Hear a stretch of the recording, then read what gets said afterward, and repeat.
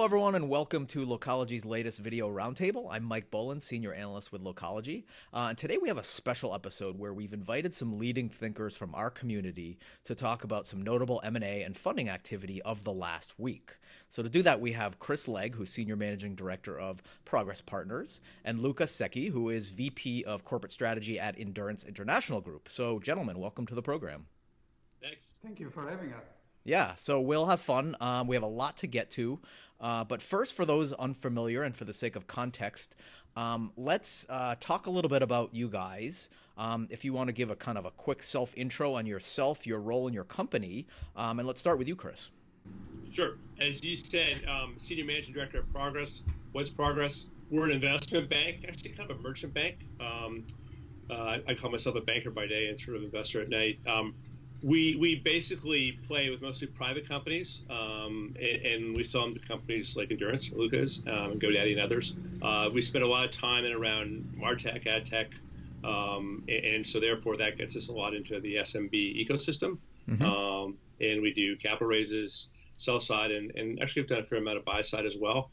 The reason I sort of said that's my day job is we have a fund, Progress Ventures, which makes kind of $1 to $2 million investments in Series A companies, also in the same ecosystem. So think about it: if a company comes in its early stage and we like it, we'll think about it with our investor hat on, and if it's sort of B or later, we'll play banker. But we're basically playing around the same ecosystem and basically trying to be sort of, I think, what good investors and good bankers are ultimately, which is purveyors of quality companies with a viewpoint on the sector, and that's ultimately what we're trying to be. And there's about 25 of us. I'm out of Cambridge, Mass.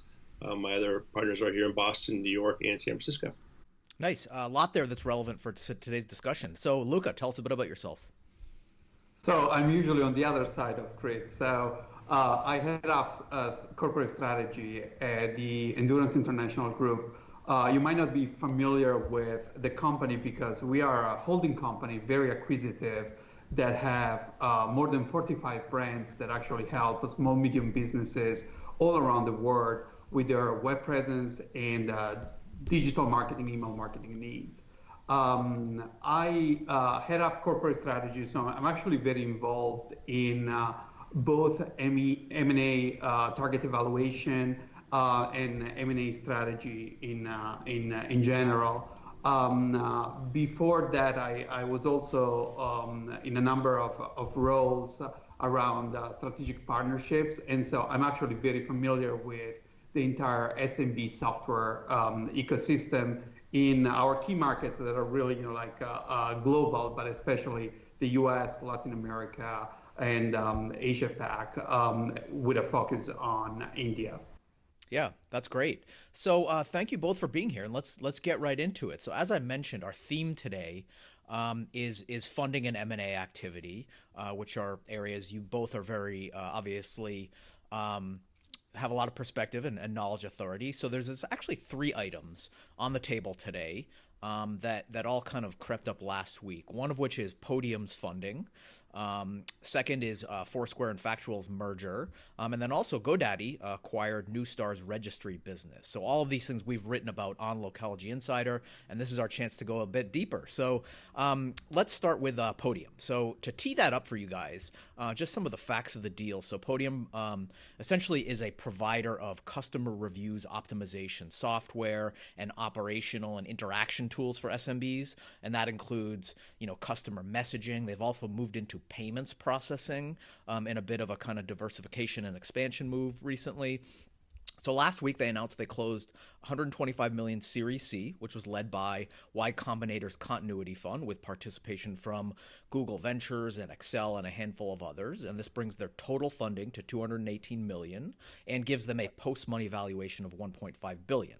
Now, beyond a few of those kind of high-level notes before we jump in, it's worth noting that, Podium's feature expansion, as I mentioned, is somewhat notable. So it's kind of started life as a reviews optimization business for SMBs. It's moving into payments, and by doing so, expanding its suite in a way that creates kind of more stickiness, more operational support for SMBs. It's also applied an interesting kind of freemium model to attract new businesses. That customer acquisition in the SMB space, as you gentlemen know, is kind of a part of half the battle. And they've been somewhat successful to date with that kind of freemium strategy. And that's all kind of translated so far to obviously their funding round, but also some strong financials leading up to that. They passed $100 million in annual recurring revenue just recently. And those are, I guess, just a few bullets we can jump on. And of course, there's a lot more going on there. So I'll pause to let you guys kind of give your take. Starting with you, Chris, what do you think? Sure. This has sort of been a darling of, it's in Utah, but it's got a lot of Bay Area funding, and those guys love unicorns, and this has really been tracking that way. As you said, a $1.5 billion post valuation. The other thing, which I'm sure will come up a little bit in our discussion, is kind of, who is benefiting or hurting from the current economic climate and COVID-19. Yep. And this deal would have been, first of all, it's kind of an insider in terms of it's people who have been around the table with these guys for a while. And it would have started sort of pre that. But it's certainly worth noting that, at the core, as you said in your intro, it's about that digital relationship with your customer. And then therein lies, the challenge with a lot of SMBs. And this is what Luca and Ernst and these big companies spend a lot of time on, which is how to give digital tools for their SMBs to engage with their customers. And this is like, a better version of chatbot. We in our 25-person firm are always sort of messaging around with each other. But if you think about the current environment we're in, where physical communication has been limited, a chance to more effectively have a platform to communicate holistically with your customer base and engage with them is definitely more valuable than it was even 2 months ago. Same with the payments. The messaging and the payments, both components, I think, are conducive to this current environment in terms of e-commerce functionality, right? Right. We since the last month has happened, we've quickly kind of bifurcated, maybe even trifurcated would be a better word, our universe of clients either getting sold or raising capital. It's like, okay, who's benefited from this? I put these guys in that category. We have a bunch of companies in sort of OTT media consumption. That's a huge area that's benefited. As you said, payments has been a big area that's benefited. Who's kind of tread water, been neutral? A lot of the digital media companies we work with have sort of been in that category. And then, who's hurting? And there's certainly a lot of players, including a lot of SMBs, quite frankly, that are hurting dramatically. And there's a whole other, the government system there is sort of helping them and through the next couple of months. But their core businesses are challenged. But there's no question all of this is going to accelerate their transformation to how they communicate with their customers. And, you've heard that saying, take advantage of a crisis. So in some ways, Podium is well poised. I think it always was, but it's even better poised now for where we're at, where we're going. And so wasn't surprised to see this get done. And certainly deals like this are getting done right now. So the deal was in place before all this, but because of that poise and because of that positioning, it has helped them. Luca, what's your take? Yeah, I actually think it's interesting because, as we are looking at, possible acquisition targets and we're looking at the market, you think that, COVID-19 is like a black swan event that is going to delay everything. Reality is, if you think about it, it's going to be an accelerator of digital transformations for SMBs. SMBs are not going to do anything in natural. Probably digital transformation was as good of an idea 2 months ago, but the current situation is going to actually accelerate that process. I think this deal is an example. First of all, I think we are all looking at our portfolio of options and we are assessing what is the impact. And definitely Podium was a clear winner that is going to be only partially affected. It's also a testament of a strong belief from the investors that operating team can actually operate in this environment and can actually translate into results. So messaging and digital marketing are essentially on the winning end of this situation. But I think this is just going to be something that could have happened regardless. If you look at the podium numbers, I mean, like they are probably the largest in their specific market, but still the penetration is very low compared to the number of SMBs that you have in the US. So you have like a team that has demonstrated some success, has demonstrated that they can pivot and add functionalities when needed and when there's a market opportunity. And you see that they are still in a sector that is going to have strong secular wind. If anything, even accelerated by the current situation. So I think that was actually a very good indication that like these kind of deals are not actually going to slow down in the near future. Yeah, great insights. So let's actually move on to our second item. So as I mentioned, GoDaddy last week acquired Neustar's domain registration business, which joins the technology already in place at GoDaddy for domain registration and hosting, which is, of course, a foundational technology for any website provider. And I remember when looking at this last week, at first, seemed like kind of a boring or innocuous item in the kind of, news feed of things that I'm looking at because, it's a fairly commoditized function. But when you start to think about it, I think it's notable for a few reasons. So one, more expansive domain registration, as a platform that GoDaddy has as that component of its business could align with its overall goals for customer retention, recurring revenue, some of these fundamentals. Domain hosting is actually a nice recurring revenue stream, somewhat of a lock-in effect there. It's also a customer base that can be upsold to other website services. And that second part, I think, is important because that's a suite of services that GoDaddy continues to build pursuant to, again, better customer lock-in, greater bundle to boost ARPU metrics. It's been adding lots of marketing and social capabilities on top of the core presence product, for example. And this is something we've observed panning back to the market. And Luca, I know you'll have a lot of thoughts on this, is that in the website builder space, the name of the game, or not the name of the game, but one of the things happening is expanding that bundle, expanding the functionality, finding new revenue growth as the sector continues to mature. And in a lot of cases, we're seeing that happening through acquisition. So that was certainly the case last week. So I'll pause there and Luca, let you jump in and what you think of this deal. Yeah, full disclosure, GoDaddy is one of Endurance's largest competitors, so I do have an opinion. But I have to say, first of all, if we want to zoom out in terms of M&A themes that are going to emerge, this is a classical vertical integration, and I think we're going to see more of that in the next few months, given the economic climate. I'm actually, it was a interesting deal to look at, and I think it's one of the few vertical integrations that I can think of where, first of all, final customers might benefit from that, which is usually not the case. And it's one of those deals where actually I can tell you as a competitor, I'm happy it happened, which is, usually not the case. So one of the reasons why I think it's going to benefit, the actual final customers is domain names are, as you mentioned, very undifferentiated, but they are also very regulated industry. Yeah. So there's usually, a lot of regulation. It's not easy for a registrar, somebody like GoDaddy that sells domain, to acquire a registry, which is, the entity that actually manages the extensions of the .com, or in this case, like the .biz and .us entities. But we have seen in the last, really in the last year or so that, for instance, the government authorized VeriSign to increase prices for .coms. We have seen a number of private equity companies acquiring or trying to acquire other registries. And so now that basically both regulators and market forces are trying actually to drive the cost of domain names for the registrars, for the companies that actually resell them.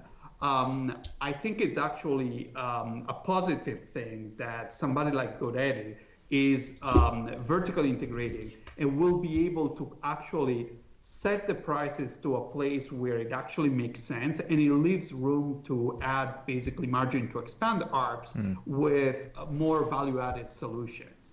So I think from that perspective, like the other private equities that bought registry will not be able to go crazy with price increases because GoDaddy will be able to have a mitigant effect across the industry.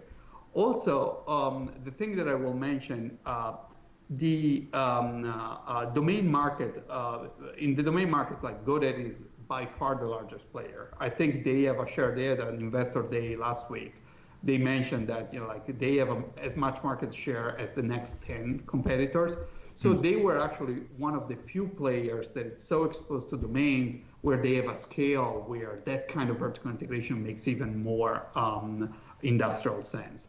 So I think overall it was positive, and there are a lot of regulations. So as they disclose, they will manage this business unit very independently from their core business. And they will need to offer basically the same wholesale prices and terms to all the registrants in the market. So I think overall it was actually a very, very interesting deal. Mm-hmm. Well, we appreciate the kind of all the insider knowledge there. That's very valuable. Chris, do you have any thoughts to add? Yeah, sure. Just jump in Luca's comments. This is a deal that's made sense for years, so it's kind of fun that it happened in this environment, which is a little topsy-turvy and Sure. a little more, I think, lens on everything that's happening right now. But this could have happened 3 years from now, or 3 years in the past, excuse me. If you look back on both entities, Newstar, they lost the .us a couple of years ago. They went private, and they're effectively become a DMP. So this is kind of their last sort of, not last, but another chapter in the transformation of what they ultimately have become. Luca did a good job in sort of outlining what GoDaddy is, but this was a natural integration as this industry consolidates. So I think just to add to that point, like, you're definitely, with the price caps coming off, seeing inflation in the .com and the .orgs and all that. And so I actually think that this is one that probably is good for everybody. I mean, it's good for Newstar, as I just mentioned. I think it's good for GoDaddy. We talk a lot about sort of the holistic relationship with their customer base. But on the potentially a yin and yang to the price inflation, it's happening in the domain registration arena. You can study any industry, but certainly it's playing out now real time in this one. Will you have more price control in this instance? Their motivation, in fact, would be not to increase prices in line with what we're seeing happen in the .com and .org, and therefore providing, I think, a real alternative. So I think it's good for everybody. It's not all deals I'd say that of, but this one I like. As I said, it would have made sense years ago and has always been in the works. These guys, GoDaddy, have been flirting with this for a while. As people know, they're part of the consortium for .me, and they sort of they tried to get the .us business. So picking this business up with all its assets and registries, is something that makes sense. And the larger they've got, it makes sense even more for all the reasons I just outlined. Go ahead, Luca. Final thought on that, and then we'll move on. Go for it. Yeah, absolutely. So if we connect, this thought with the previous one on freemium, if you think about domain names are almost a quasi freemium model because they're so inexpensive, $10, for the entire year, $10, $12. So there is an incentive to keep those initial prices very low. Sure. And those are still basically purchases that an SMB does at the very beginning at the ideation phase. So they are actually a great vehicle to establish this customer relationship with SMBs very early on. Oh, that absolutely makes a lot of sense as like an onboard to a larger relationship. So let's move on to our third item. So I mentioned earlier, Foursquare and Factual have merged, and the terms of the deal were not disclosed, but we do know that Foursquare is the combined company is maintaining the Foursquare moniker. And it's interesting too, while we're mentioning that merger, we should also acknowledge in that same kind of location intelligence sector, there was a second deal last week where PlaceIQ acquired Freckle IoT. And as background to kind of tee it up for you guys, we've been observing this trend where location intelligence players can sort of benefit from almost like a network effect. So by having more tracked devices, they can have larger samples by which to glean insights and foot traffic and all that stuff they do. They can also have more diverse and population representative samples. And these types of deals, in addition to that just kind of like sheer numbers game of the size of their networks, can also bring together capabilities and competencies. So for example, in this case, Factual had a very strong kind of base in audience profiles, and its kind of data set there was very strong, whereas Foursquare, very strong in places data and POI data, because it for years has had that kind of consumer-facing both check-in apps, but also its developer tools and APIs that are used by popular third-party apps to power their location. And from all that, it's gotten that great kind of places database.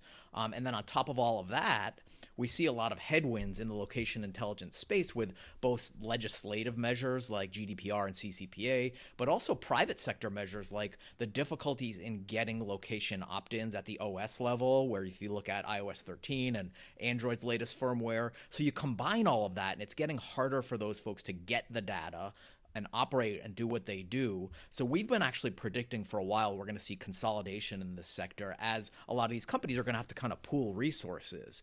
And now I think what's notable is that all goes into hyperdrive in the current environment, where those existing kind of compelling reasons and the impetus for consolidation is now amplified by some potential recessionary economics that drive you towards better economies of scale and other things that, tend to push towards consolidation. So kind of you boil all that in and it makes a lot of sense. And we were told that the deal actually was kind of in play, just like Podium, before all this happened. But I think that there are some components there that do weigh into it. So I'll actually put a period there and I'll let you guys jump in. Chris, what do you think of this deal?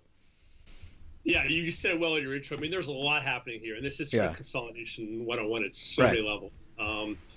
Foursquare has clearly emerged as the leader in location tech, similar to Luca's caveat. We work with a couple players in the sector, including Cubic and Gimbal, amongst others. But Foursquare, as you were saying, a lot of this, the applicability of this has been around for marketers and ads, but there's a lot of headwinds on that side with cookies and privacy and what Facebook just announced recently in terms of their ecosystem and allowing third-party measurement and whatnot.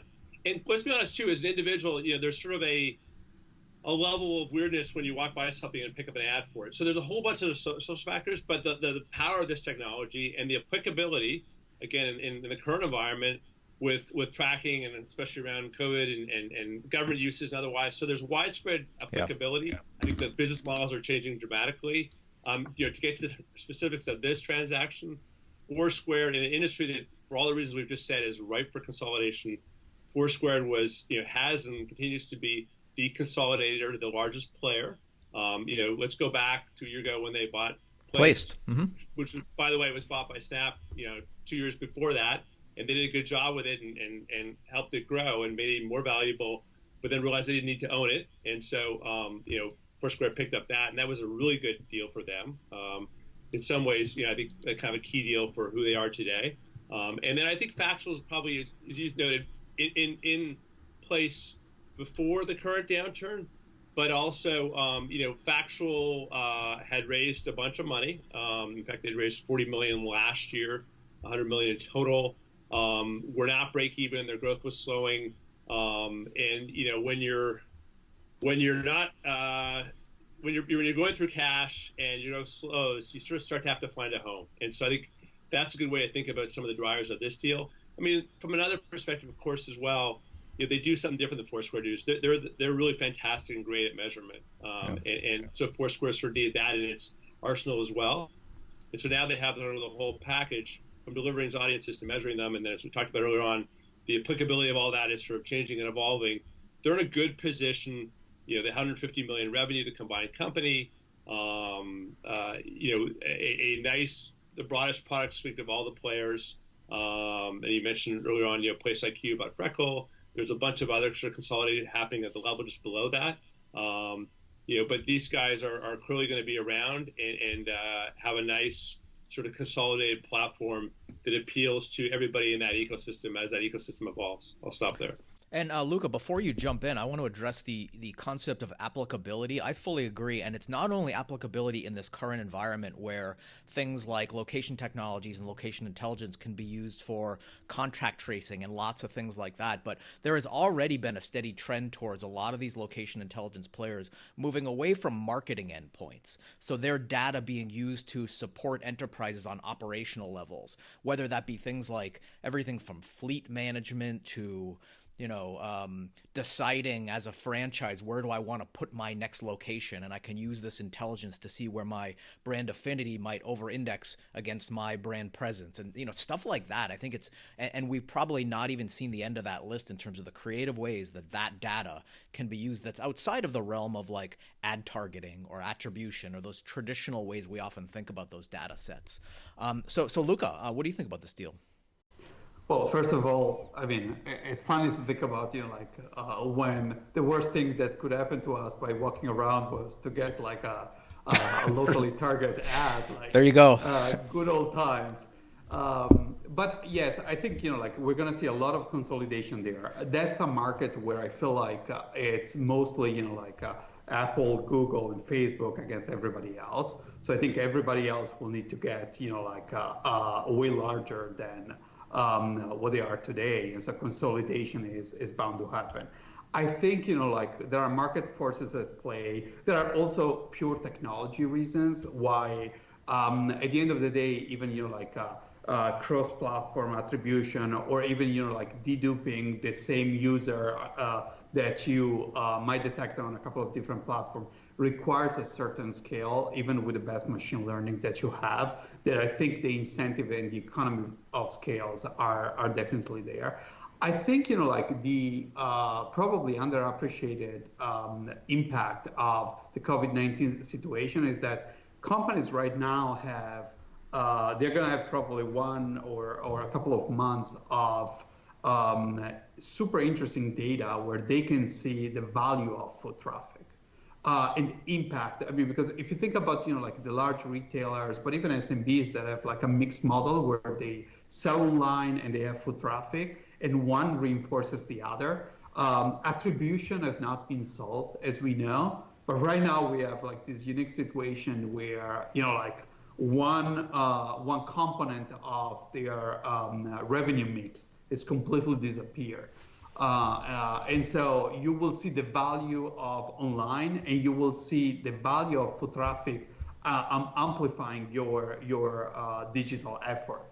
So I think people are going to realize even better what is the value of the two working well together.